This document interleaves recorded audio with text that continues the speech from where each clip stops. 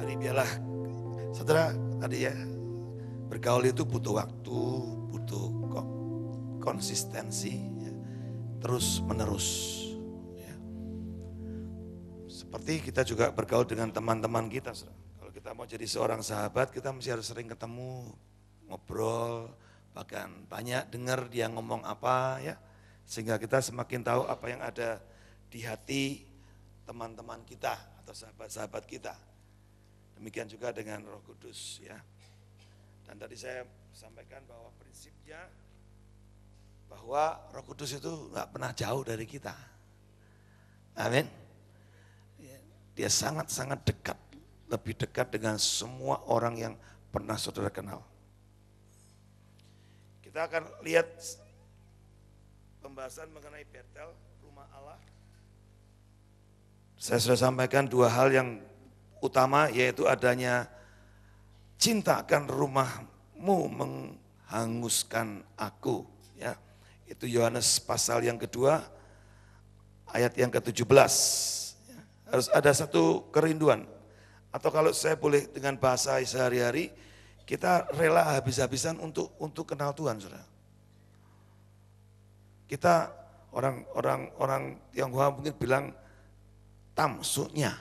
Nah, itu tahu ya artinya ya? Enggak tahu. All out. Nah, bahasa Inggrisnya mungkin all out. Ya. Kita mau sepenuhnya. Tidak hitung-hitungan. Itu sampai dikatakan tadi, cintakan rumahmu menghanguskan aku. Ya. Kemudian yang kedua adalah firman. Pada mulanya adalah firman. Ya. Nah sekarang saya mau ajak kita melihat yang ketiga, ya, soal Betel, House of God, ya, rumah Allah. Ayat yang pertama dari pasal ketiga dikatakan, adalah seorang Farisi bernama Nikodemus, seorang pemimpin agama Yahudi. Ia datang pada waktu malam kepada Yesus dan berkata, Rabi, kami tahu bahwa engkau datang sebagai guru yang diutus Allah, sebab tidak ada seorang pun yang dapat mengadakan tanda-tanda yang kau adakan itu jika Allah tidak menyertainya. Yesus menjawab katanya, aku berkata kepadamu, sesungguhnya jika seorang tidak dilahirkan kembali, ia tidak dapat melihat kerajaan Allah. Kata Nikodemus kepadanya, bagaimanakah mungkin seorang dilahirkan kalau ia sudah tua? Dapatkah ia masuk kembali ke dalam rahim ibunya dan dilahirkan lagi? Jawab Yesus, aku berkata kepadamu, sesungguhnya jika seorang tidak dilahirkan dari air dan roh, ia tidak dapat masuk dalam kerajaan Allah. Nah saudara, lihat, seorang Nikodemus, seorang, kalau saya boleh katakan dia guru besar, seorang profesor, ya, mungkin dengan titel yang seperti sekarang lebih jelas. Seorang guru besar, seorang profesor dalam ilmu teologi. Ya, satu kali dia menyaksikan bagaimana sepak terjang daripada Yesus yang begitu luar biasa. Dan malam-malam hari dia mencari waktu untuk bisa ketemu dengan Yesus. Untuk apa? Untuk mendapatkan jawaban. Ya, saudara, ini penting. Sikap hati untuk yang saya sering sebut dengan curiosity, keingintahuan lebih. Itu akan menjagai kita untuk kita kemudian bisa terus maju, belajar lebih lagi mengenal dia. Jangan pernah kita merasa, oh aku udah kenal. Tadi saya tanyakan dengan Pak Toyo kan sering berdoa dengan saya juga. Ya, saya tanya, ya namanya tahu, jabatan tahu, tapi hobi nggak tahu. Dan saya percaya Pak Toyo kalau ditanya sama teman-temannya, Pak Toyo kenal sama Pak Enggi? Jawabannya pasti, nggak mungkin, oh enggak kenal aja, siapa Pak Enggi? Kenal. Tapi tidak banyak yang dia kenal mengenai saya. Sebaliknya begitu juga. Kalau saya ditanyai soal Pak Toyo, saya juga tidak terlalu banyak mengenal dia. Kenapa? Ya karena kita jarang ketemu. Kita tidak punya komitmen secara khusus untuk berbicara, ketemu dan ngobrol. Ada banyak orang Kristen seperti itu, saudara. Ya, terhadap Roh Kudus. Nah, saudara, kalau saya dengan Pak Toyo enggak sering ketemu, ya lumrah ya, jadi akhirnya kita enggak terlalu kenal. Tapi kalau Roh Kudus, dia tinggal di dalam engkau Dia menyertai kemanapun kau pergi. Baik pada saat kamu ada di pasar, pada saat kamu ada di rumah, pada saat kamu ada di mana saja, dia ada. Jadi tidak ada alasan, oh dia jauh, aku sedang sibuk, atau mungkin apa, nggak bisa. Ya, jadi tidak ada alasan untuk kita tidak bisa memiliki satu hubungan yang intensif seperti dengan Roh Kudus. Persoalannya memang adalah karena kita membiarkan dia. Karena mungkin kita merasa sudah kenal, tidak perlu lagi belajar mengenal dia lebih jauh. Atau mungkin kita merasa, ya aku tidak terlalu butuh dia saat-saat tertentu. Hanya saat-saat tertentu saja aku butuh dia, aku panggil dia. Ya. Atau memang sama sekali kita tidak pernah punya satu kesadaran bahwa Roh Kudus itu ada dalam hidup kita. Ya. Nah, ini yang saya kira perlu kita terus belajar. Seorang Nikodemus, seorang guru besar teologi, ilmu ketuhanan, dia tahu banyak soal, dikatakan dia seorang pengajar, ya Israel. Satu kali dalam keingintahuannya dia belajar mengenal Tuhan, mencari tahu. Dia sempat-sempatin, saudara, ya. Dia datang untuk ketemu dengan Yesus dan bertanya hal-hal yang sangat mendasar. Ya. Dan Yesus memberikan jawaban-jawaban yang sangat mendasar. Memang membingungkan dia. Seorang pengajar Israel pun bingung, gimana lahir baru? Saudara lihat. Tapi saudara yang sudah penuh roh, saudara kan gampang sekali mengerti lahir baru. Katakan amin.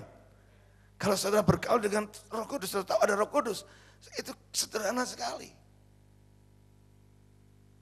Sesederhana seperti yang Yesus ngomong. Engkau harus lahir dari air dan roh. Seorang yang tidak lahir dari itu tidak bisa masuk kerajaan surga.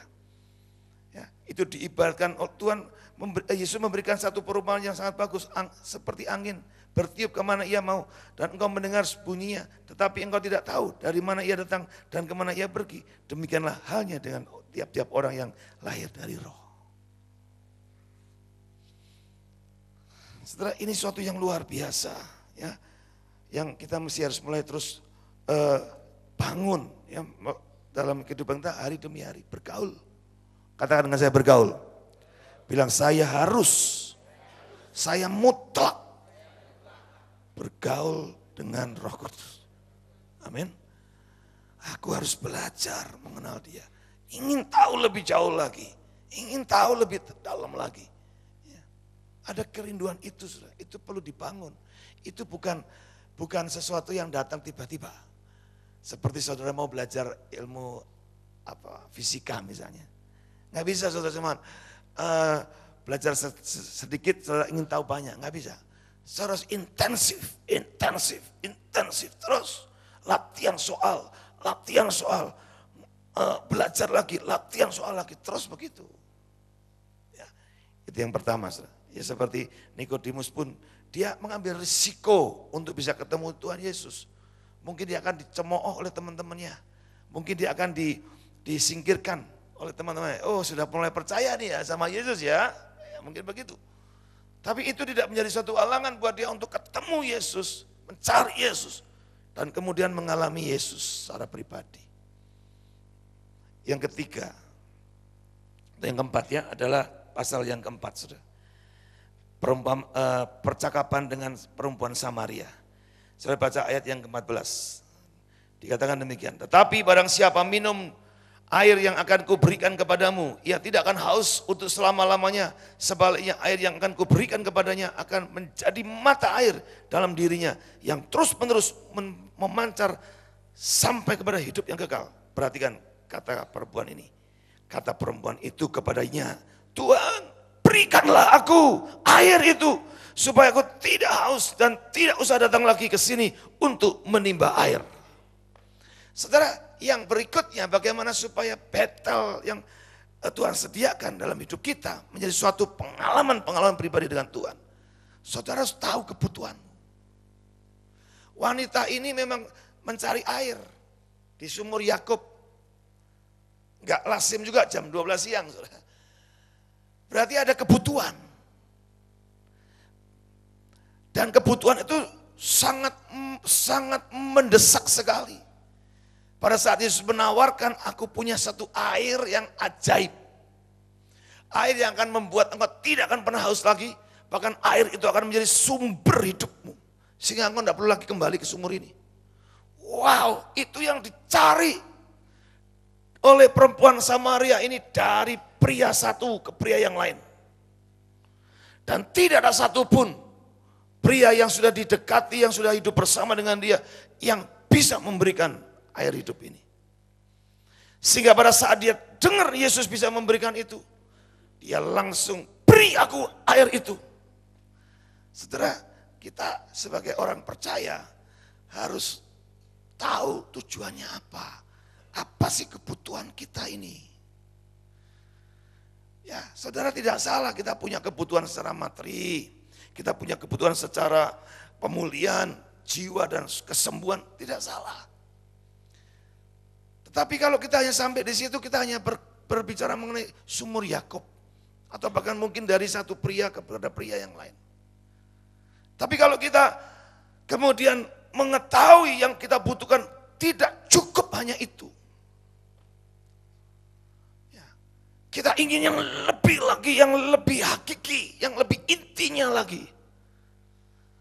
Saat kita mendengar ada satu tawaran, kita nggak akan leda-lede, lelet, ya gimana. Enggak, perempuan ini langsung sangat sangat sikap. Iya, aku mau itu, berikan aku itu. Kenapa dia bisa bilang begitu? Ya itu yang dibutuhkan dan yang dicari bertahun-tahun dari hidupnya. Nah, saudara jadi orang Kristen bertahun-tahun, apa sih yang menjadi kebutuhan saudara yang paling hakiki? Banyak orang Kristen tidak tahu. Yes, pokoknya diberkatilah Pak, mati nanti masuk surga. Saudara, orang Kristen nggak perlu mikir masuk surga sebetulnya. Karena itu sudah pasti, katakan amin. Ya, tapi bagaimana kita bisa mengisi kehidupan ini supaya kita sampai betul-betul menggenapi apa yang direncana Tuhan. Bagaimana kita menjadi serupa dengan Kristus. Kita harus tahu ada kebutuhan. Saya tidak ngomong kebutuhan kita masing-masing. Iya, dalam hal-hal tertentu kebutuhan kita masing-masing. Tapi kebutuhan yang hakiki sama. Paulus seorang, atau mungkin dia sebelumnya bernama Saulus, seorang yang punya cita-cita yang luar biasa. Dia sekolah Alkitab yang hebat. Dia seorang murid yang hebat. Dia seorang alumni Tiranus yang hebat. Dia seorang pengikut Farisi yang luar biasa kuatnya. Tradisi dipegang kuat luar biasa. Dan dia juga yang menangkapi murid-murid Yesus. Tidak ada kekurangan suatu apapun. Hebat secara manusia. Tapi pada saat dia ketemu realita akan Kristus yang menemui dia di perjalanan di Damsyik. Sejak itu semuanya berubah. Dan sampai satu titik dia bilang, semua yang pernah aku lakukan, semua yang menjadi cita-citaku yang lalu, sudah merupakan sesuatu yang merugi. Menjadi sampah. Sekarang yang kuinginkan adalah mengenal dia. Pengenalan akan Kristus lebih mulia dari semua apapun juga yang pernah dia lewati. Itu yang membuat dia bilang, aku sekarang melupakan yang di belakang, aku berlari dengan begitu rupa. Untuk mendapatkan panggilan ilahi. Itu orang tahu. Saudara, ya kita hidup di dunia ini harus menemukan itu. Jangan sampai kita mati belum ketemu itu. Saudara. Apa yang jadi kebutuhan kita? Gerbang pagi mendorong saudara untuk mulai, ayo ada satu keinginan ya, hati yang mencari kebutuhan kita ini apa, yang paling utama. Kalau kita sudah ketemu, saya mau beritahu hari demi harimu, engkau akan terima seperti apa yang dikatakan oleh Yesus. Air hidup itu akan memancar dari waktu ke waktu. Amin. Itu akan membuat hidupmu berbeda, luar biasa, berubah. wanita ini berubah dari seorang yang terbuang. Tiba-tiba dia datang ke seluruh kota dan ngomong semua kota. Aku sudah ketemu dia. Dan seluruh kota Samaria bertobat. Wow, saya beritahu. Kalau saudara tahu kebutuhanmu. Yang paling hakiki. Dan kau tahu pemberi daripada apa yang menjadi kebutuhan. Engkau pasti jadi orang yang dahsyat. Amin. Dan yang terakhir, nomor 5 ya. Pasal 5. Pasal 5. Ayat yang kelima. Yohanes 5 ayat yang kelima. Di situ ada seorang yang sudah 38 tahun lamanya sakit. Lama apa sedikit ini? Lama apa pendek ini? Lama, tulisnya 38 lamanya. Itu lama. Lama sudah. Sakit posisinya. Ya. Kita tahu kisah ini ya. Ketika Yesus melihat orang ini berbaring di situ dan karena ia tahu bahwa ia telah lama, Yesus tahu dia telah lama 38 tahun menderita sakit dalam kondisi yang seperti itu, berkatalah ia kepadanya, maukah engkau sembuh? Jawab orang sakit itu berkata kepadanya, Tuhan, tidak ada orang yang menurunkan aku ke dalam air, ke dalam kolam itu apabila airnya mulai goncang, dan sementara aku menuju ke kolam itu, orang lain sudah turun mendahului aku. Sudah lihat, ini luar biasa. Tapi saya sangat appreciate orang ini. Tuhan pun sangat appreciate. Dia begitu banyak lihat orang sakit diserambi bait Allah, tapi yang didatangi cuma orang ini. Berarti orang ini pasti ada punya nilai-nilai lebih, katakan amin. Menarik perhatian Yesus. Sudah lama sakit. Bukan, kasihan yang sudah lama sakit. Bukan itunya, saudara. Saya percaya menarik perhatian Yesus karena orang ini setia. Katakan amin. Setia. Tidak gampang menyerah. 38 tahun dia menanti. Dia berusaha. Tapi gagal. Tapi dia gak menyerah. Dia tunggu waktunya. Coba lagi. Gagal lagi. Coba lagi. Gagal lagi. Coba lagi. Gagal lagi. 38 tahun. Wow, saya bilang hebat ini. Orang ini sekalipun mungkin seolah-olah kayaknya punya dia belum memahami Tuhan karena dia masih hidup di dalam satu sistem yang tadi air goncangan. Siapa yang pertama dia dapat? Itu dia begitu setia, sudah. Bahkan berulang-ulang kali dia kecewa. Dia merangkak, sudah mau sampai orang lain pegang dulu. Waduh. Ya, sampai itu terungkap. Memang 38 tahun sudah dikecewakan dengan kondisi situasi yang ada. Lumrah kalau dia ngomong 1-2 patah kata. Gak ada yang mau nolong aku. Tapi Tuhan lihat kesetiaannya. Dia tidak kemudian, sudahlah aku mati saja, percuma. Sudahlah ngapain lagi aku di situ, pulang saja. Tidak. Dibutuhkan kesetiaan. Orang baik itu banyak, orang setia tidak banyak. Saya berdoa semua saudara jadi orang setia, katakan amin. Orang setia pasti jadi orang baik, saudara. Dan pasti siap terima sesuatu yang baik, bahkan terbaik dari Tuhan. Amin. Wow, saya bilang luar biasa orang ini. Dan setelah 38 tahun ya, dengan semua konsep-konsep hidupnya, saudara, dia tetap menjaga satu nilai ini, setia. Dia bisa kecewa, dia bisa marah, dia bisa, saudara macam-macam lah pikirannya. Mungkin juga jahat juga pikirannya. Tapi kesetiaannya itu dinilai oleh Tuhan tinggi. Makanya secara khusus dia datang kepada orang ini. Dan dengan 3 perkataan ya, bangun, angkat tilam, berjalan. Selesai semuanya. Yesus memang jawaban. Yesus memang solusi. Yesus memang jalan keluar. Amin. Nah, saudara mari setia sampai jalan keluar itu dapat. Ya, kalau saudara tanya kapan Pak sampai gerbang pagi, saya bilang sampai Tuhan melawat kita habis-habisan. Amin. Kita nggak cuma sekedar mau mujizat, saudara. Ya, karena mukjizat itu sebetulnya dibutuhkan pada saat di padang gurun. Tapi yang kita butuhkan berkat, berlimpah-limpah. Tanah perjanjian di mana susu madu berlimpah-limpah. Katakan amin. Kita ada di tanah Kanaan. Dan berkat itu untuk seterusnya. Berkat itu di atas mukjizat. Berkat itu enggak pernah sewaktu-waktu. Berkat itu terus menerus. Katakan amin. Kita mesti harus sampai kepada bagian itu. Ya. Jadi hidup ini bukan lagi karena mukjizat sebetulnya. Tapi karena janji berkat Tuhan. Hari demi hari kita ngalami apa yang sudah Tuhan janjikan. Dan itu menjadi sesuatu yang dahsyat. Dibutuhkan kesetiaan. Amin. Saudara senang enggak kalau ada orang setia dengan saudara? Senang ya? Saudara punya anjing setia banget. Itu, wah, pemiliknya itu bisa ya all out sudah. Ya, Bu Riki ini salah satunya contoh juga, seneng anjing. Wah, wis kabeh iso dikalah sudah, termasuk bojone barang.